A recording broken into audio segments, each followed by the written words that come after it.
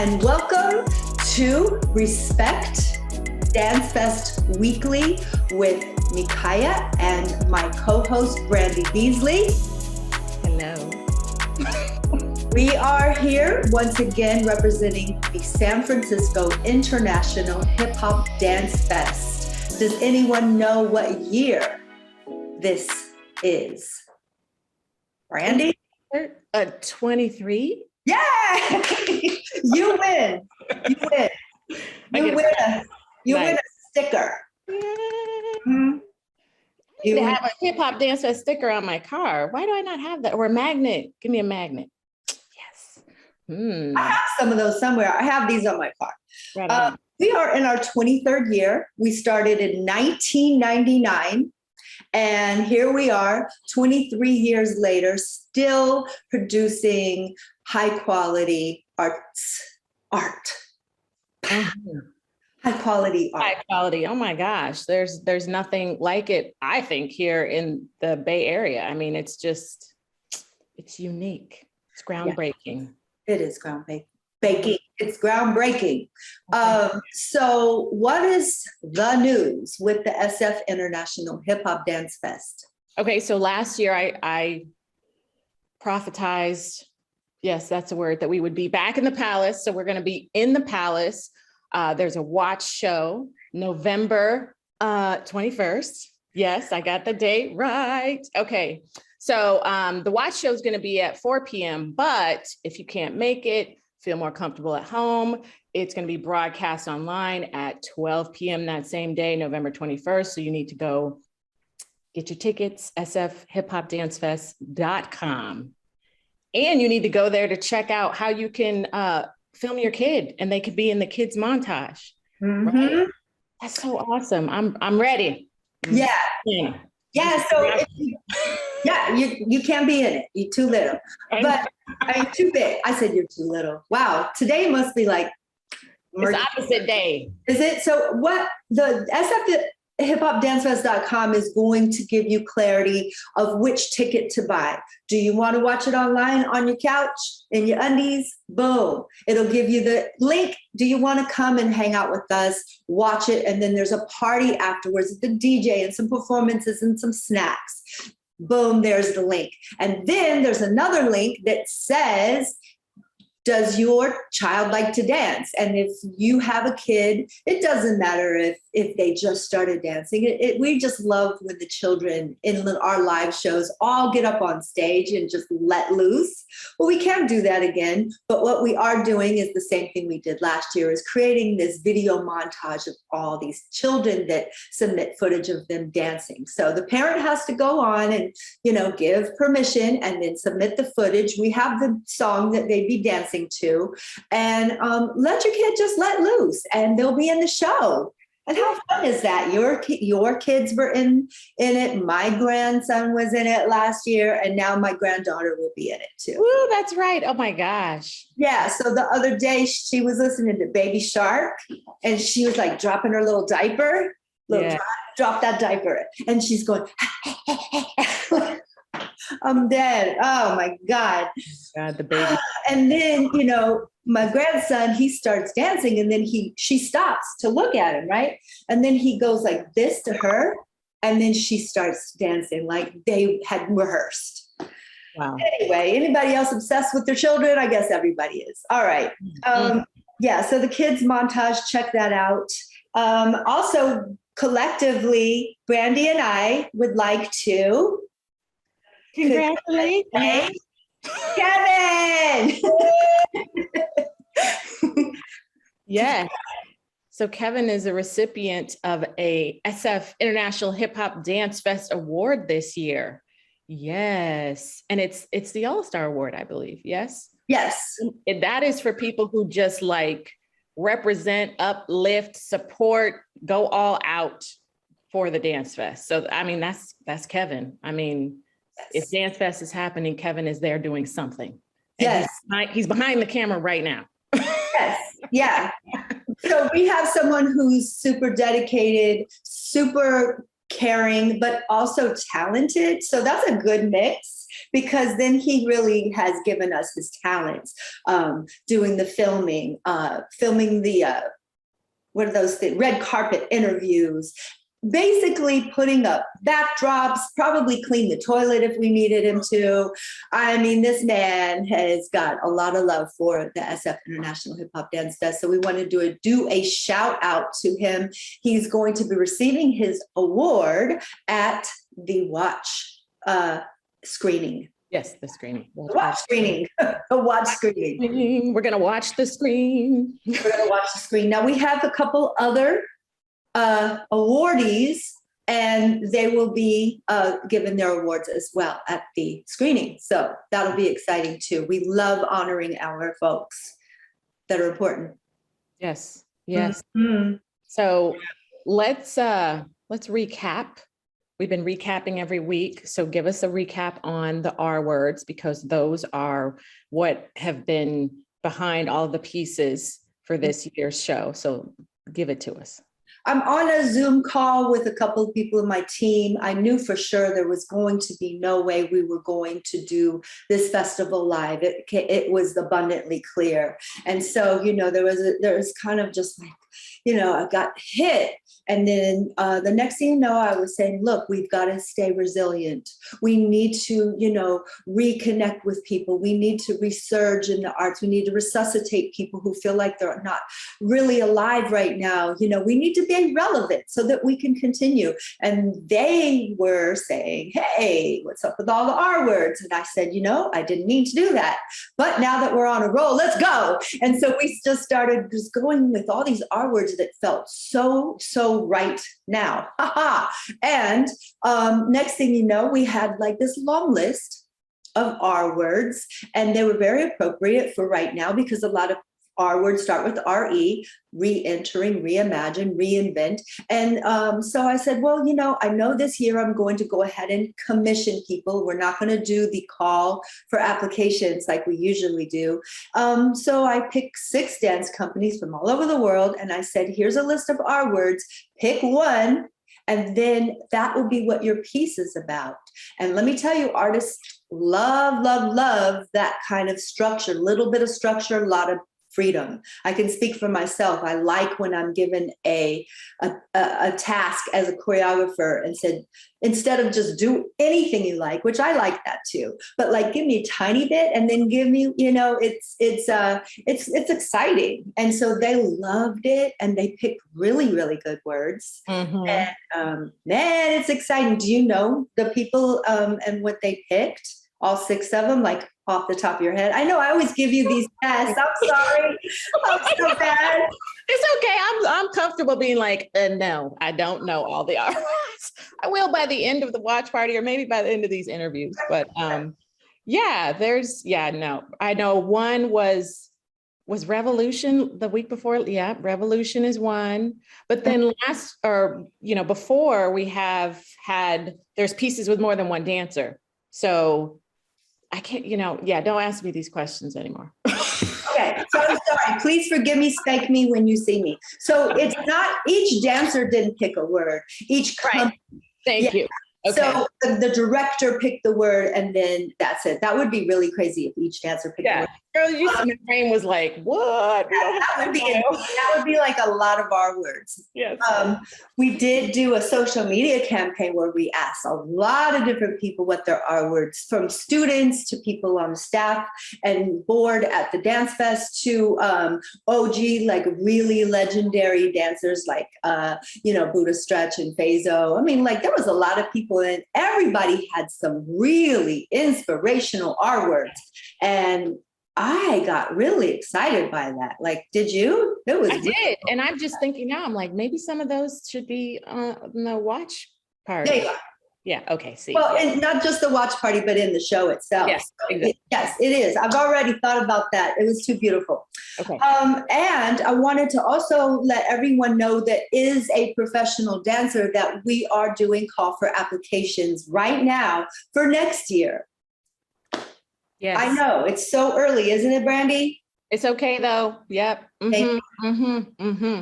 Yeah, we did things much. Get their resources together and regroup. Right. Yeah, we did. Yeah, we have to. And the thing is that we used to do things way too close to the wire just because I had all of this respect for the dancers process. And the more, I'm trying to just like figure this all out, it's better to give some time. So dancers, if you want to perform in 2022 at the Palace of Fine Arts at the 24th Annual San Francisco International Hip Hop Dance Fest, start creating your pieces now. And the deadline, I believe, is April 20th, which my niece was like, yo, 420, dude, that's like crazy. I didn't really think. Maybe I did think about it. Maybe I probably didn't think about it. I don't know. We live in California. So yeah, maybe it just like, you got like contact high. And so you So, if we need 2 performance ready pieces, meaning we're going to bring you here. We're going to pay for all your expenses, your flights, your hotel, your food, but you're going to perform in both programs. So have 2 performance ready pieces, which is why we're telling you now. Get your stuff together. Get your pieces together. We've brought people here from Japan, from Austria, from Brazil. And if you and your dance company are booked, then we'll bring you here too. Why not try? It's better than sitting around where you live and not being booked. Word. So I know that you're going to introduce a choreographer, extraordinaire, dancer, presence who's blowing up right now. I want to just say something about choreographers before he comes on. I think I've said this to you before. I watch a movie and then it has dance, sometimes a lot of dance. And then I'm looking after this, looking who choreographed this show, who choreographed this movie. I'm looking, I have to go into the DB, looking. You've got the people who get the coffee. You got the people who like drove and who got the makeup and all those people are important, but I have to sometimes, Brandy, literally search for who did the choreography. And to me, that's still mind-blowing to me. They should be the ones that are going on like Stephen Colbert and getting interviewed. And they should be the ones on Extra, or whatever those shows are, about that. They are the superstars. They're the ones, as much as an actor or a musician, that bring things to life.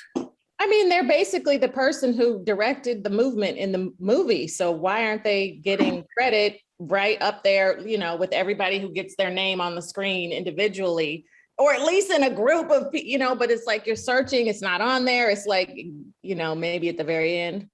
Yes. FYI, choreography, bye. Yeah. So it makes me want to do my own movie and it just be all about that.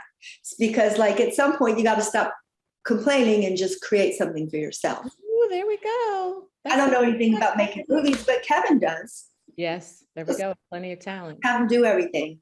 All right. So you almost already introduced. You go ahead, please. Yeah. So Jon Boogz.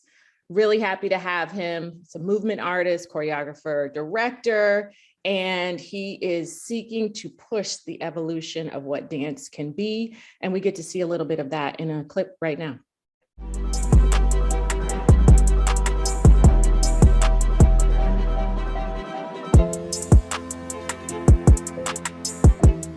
Okay, welcome, Jon. Yes. What's up? Deep breaths, chill.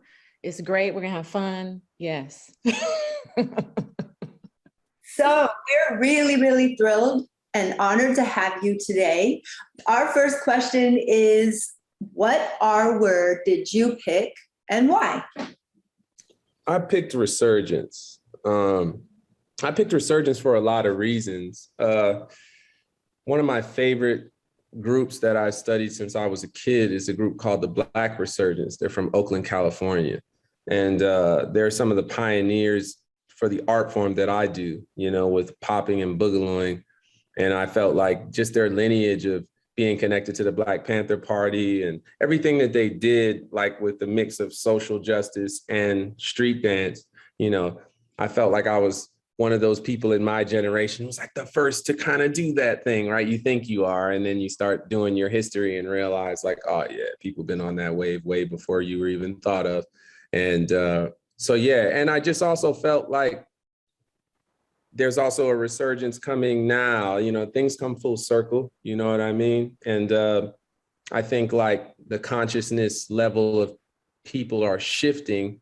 And I've seen it with my own personal life and just other artists around me, where I think people are starting to believe that dance can really, push some stories forward, and street dance in particular, like not boxing in the stories we can tell with the art form, So I think there's just a resurgence of a different mentality and a resurgence of Blackness as well. I take pride in being a Black dancer. I take pride in being a part of that lineage of Black dancers who made something that was just done in the ghettos of Black culture, and now it's worldwide phenomenons. Everyone's doing it, from Japan to China to everywhere. And I take pride in honoring those voices. So yeah, I would say that's why resurgence kind of registered for me. Mm. Mm-hmm. Mm-hmm. All those things. There, yeah. The pandemic has, there's stuff bubbling up, right? Mm-hmm. Yeah.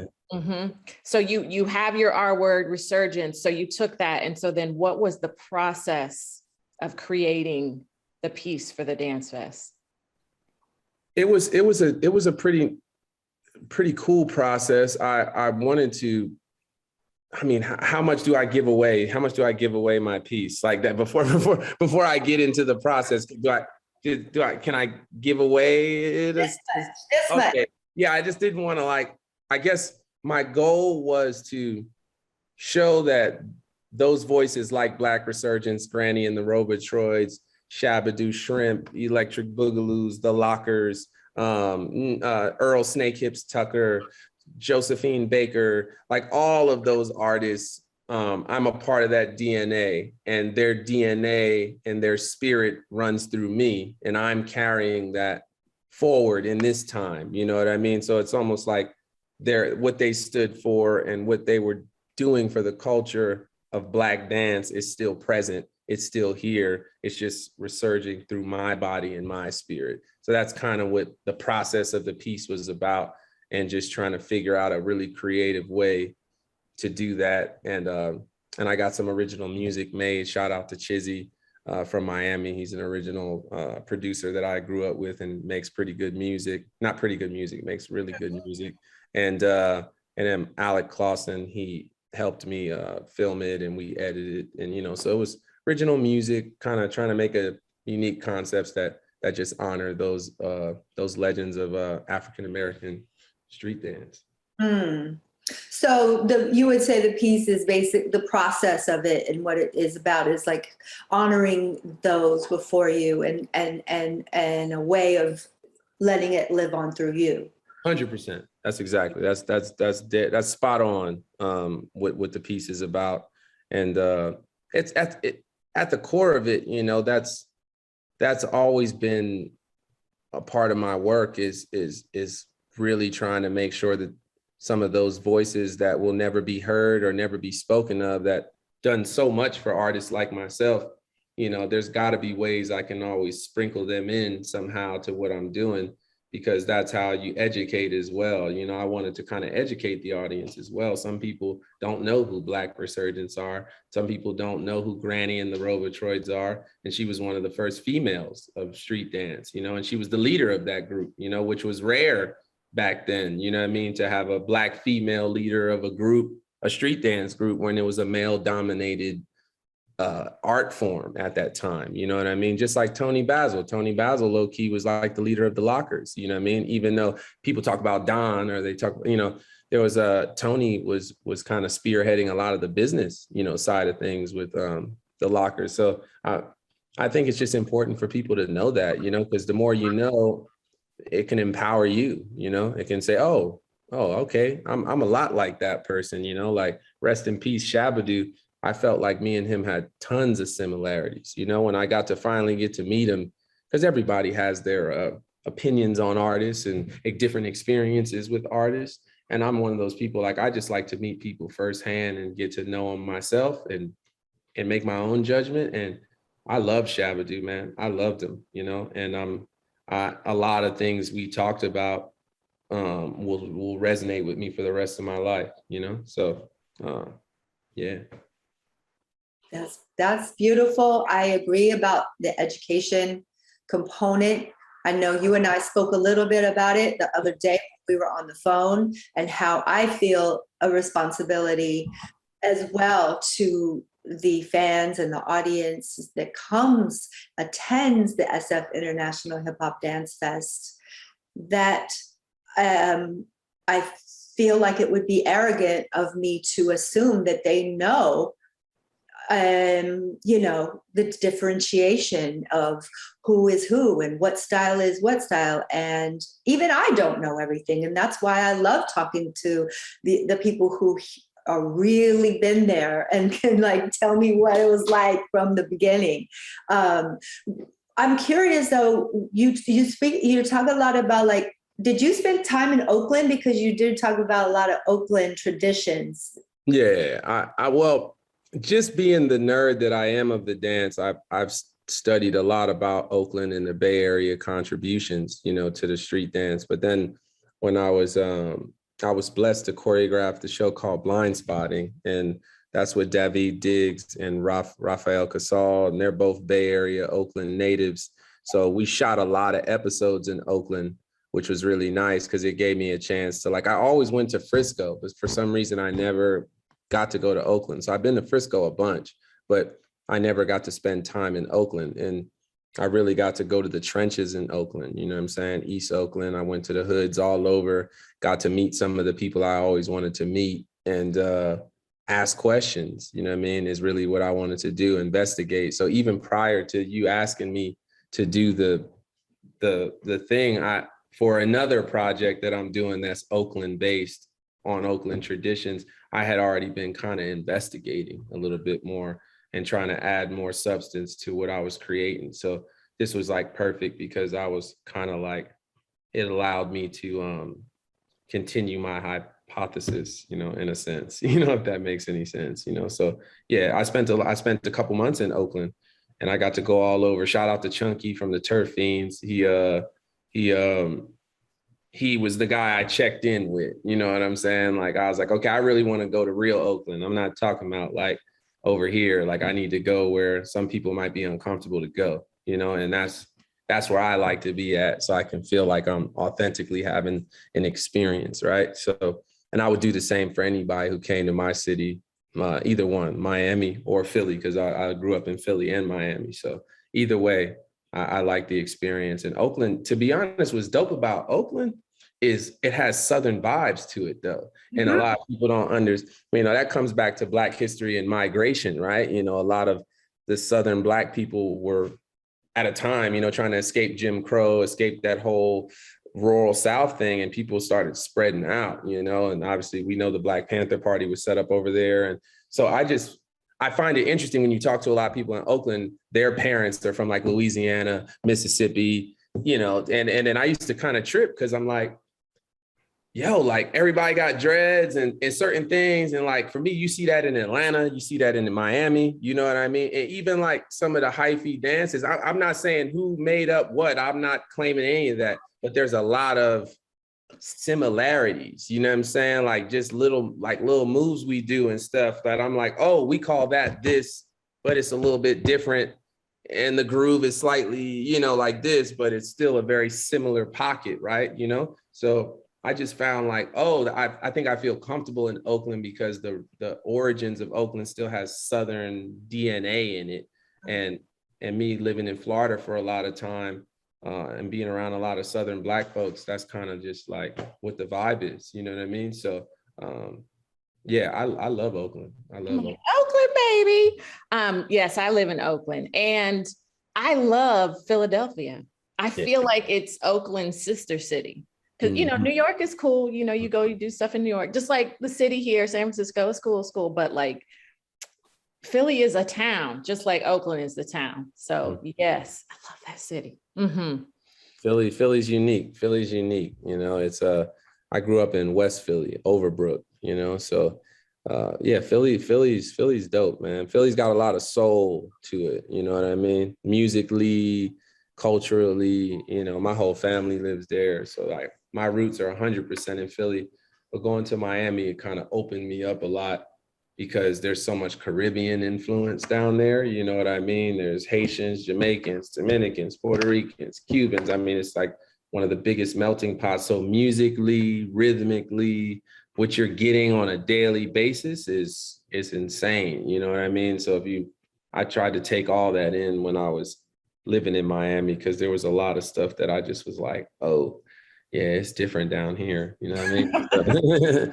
Yeah. So, yeah, I really hope that people watching now, like after they, you know, finish watching this, go and get on the internet and start looking up all of the crews that you are talking about. We had a guest last year, Faison from here in the Bay Area, and he talked about, you know, the history here in the Bay. And then I got on the computer and was like, you know, watching these old videos, people on Soul Train, and so from that, now interviewing you, and, you know, I got a little sneak peek of your piece.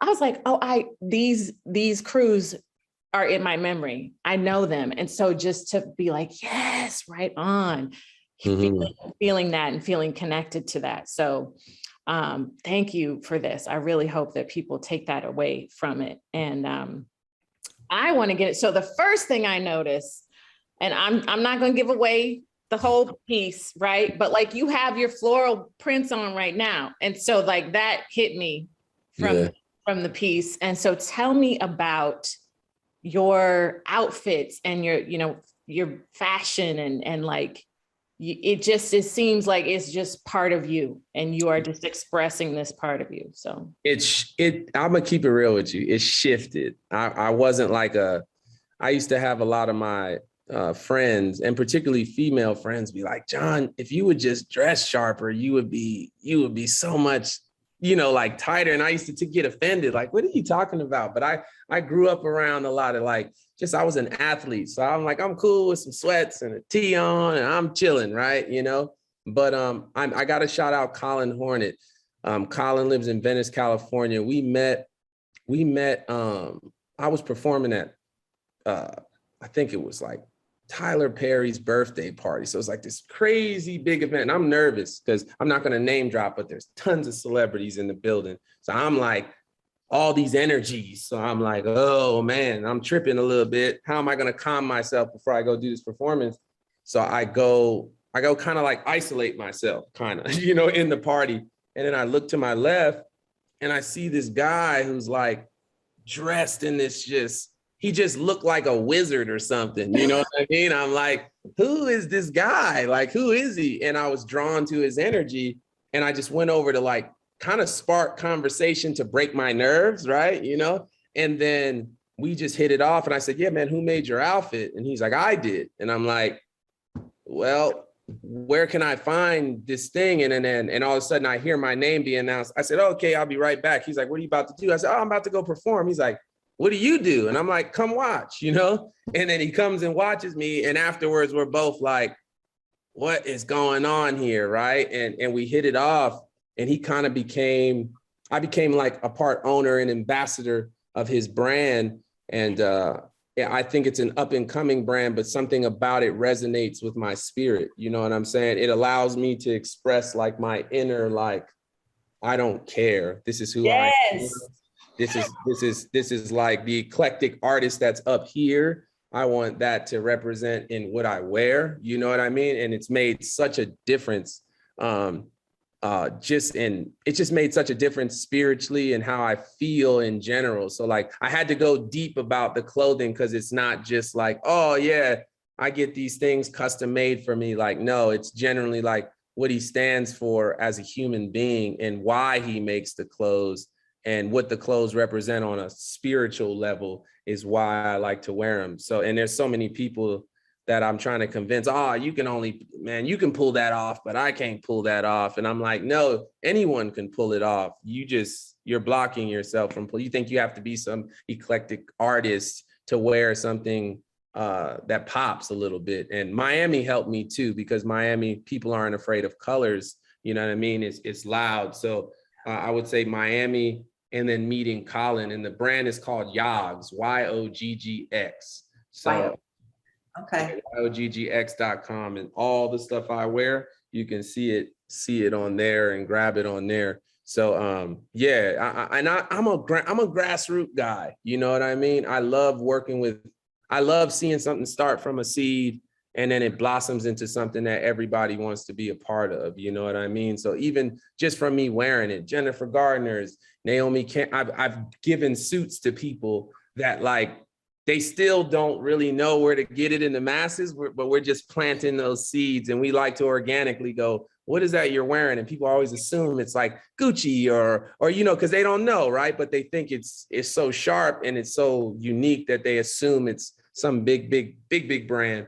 But I'm like, no, it's kind of just some stuff we're cooking up in Venice. You know what I mean? And we're just doing it organically. So sorry for the long spiel about clothes. No, we appreciate, Brandy and I appreciate the energy that it takes it to go into that. I appreciate a person that has put some intention into what they're putting out, and I used to when I was younger, think it was so vain or vague or very like shallow, but I'm realizing there is depth to it. It feels really good.